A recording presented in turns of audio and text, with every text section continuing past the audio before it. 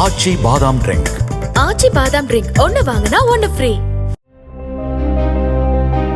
தமிழகத்தில் 41 இருந்த எம்பிக்கள் தொகுதி 1971 ஆண்டு தொகுதி மறுவரையின் போது 39 குறைக்கப்பட்டதாகவும், குடும்ப கட்டுப்பாடு முறையை சிறப்பாக அமல்படுத்தியதற்காக இது நமக்கு கிடைத்த தண்டனை எனவும் அமைச்சர் ரகுபதி தெரிவித்தார்.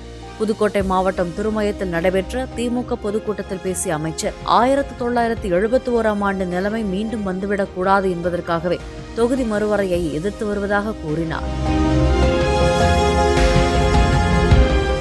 1976 தலைவர் கலைஞர் அவர்கள் அன்றைய இந்திய பிரதமராக இருந்த பிரதமர் இந்திரா காந்தி அம்மையாரிடத்திலே தொகுதி மறுவரை நடக்கட்டும், மக்கள் தொகை கணக்கெடுப்பு நடத்தப்படட்டும், ஆனால் தொகுதிகளுடைய எண்ணிக்கையை நீங்கள் மாற்றாதீர்கள், இது குடும்ப கட்டுப்பாடு திட்டத்தை மிகச் சிறப்போடு அமல்படுத்தியதற்காக எங்களுக்கு கிடைக்கிற தண்டனையாக அமையும் என்று சொன்னவுடனே அன்றைக்கு இந்திரா காந்தி அம்மையார் அவர்கள் 1976 எமர்ஜென்சி நேரத்திலே கூட அரசியல் சட்ட திருத்தம் 42 கொண்டு வந்து அதன் மூலமாக அடுத்து 25 ஆண்டுகளுக்கு இதே 543 தொகுதிகள் இந்தியாவில் இருக்கும், மக்கள் தொகை கணக்கெடுப்பு நடக்கும், தொகுதி மறுவரை செய்யப்படும், ஆனால் தொகுதிகளுடைய எண்ணிக்கை மாறாது, ஒவ்வொரு மாநிலத்துக்கும் இருக்கக்கூடிய அதே எண்ணிக்கை தொடரும் என்று அன்றைக்கு அரசியல் சட்டத்திலே ஒரு திருத்தத்தை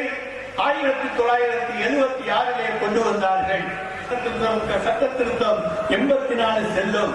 2026 நீங்கள் என்ன செய்ய போகிறீர்கள்? 2026 மக்கள் தொகை கணக்கெடுத்து அதன் மூலமாக தொகுதிகளுடைய எண்ணிக்கையை உயர்த்தப் போகிறீர்களா? அப்படி உயர்த்தினீர்களே ஆனால் எங்களுக்கு பாதிப்பு.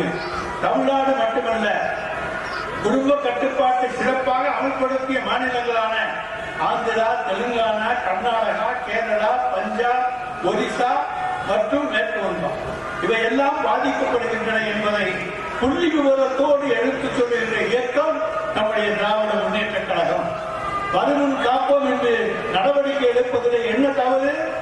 நாளைக்கு நீங்கள் ஒரு அறிவிப்பை தந்துவிட்டால் நீங்கள் ஏதாவது கேட்டீர்களா? கோரிக்கை வைத்தீர்களா? அன்றைக்கு வாஜ்பாய் அவர்களிடத்திலே வைத்தீர்கள், இந்திரா காந்தி அம்மையாரிடத்திலே வைத்தீர்கள், எங்களிடத்திலே கோரிக்கை வைத்தீர்களா என்று கேட்கின்றவர்களுக்கு சொல்கிறோம், நாங்கள் அந்த கோரிக்கையை வருமுன் காப்போம் என்கின்ற அடிப்படையிலே எங்களுக்கு குடும்ப கட்டுப்பாடு திட்டத்தை சிறப்பாக அமல்படுத்திய எங்களுக்கு தண்டனை தராதீர்கள். இந்தியாவில் எந்த மாநிலம் எத்தனை குழந்தைகளை யார் யாரெல்லாம் பெற்றுக் கொண்டார்கள் என்பதை பற்றி நாங்கள் கவலைப்படவில்லை.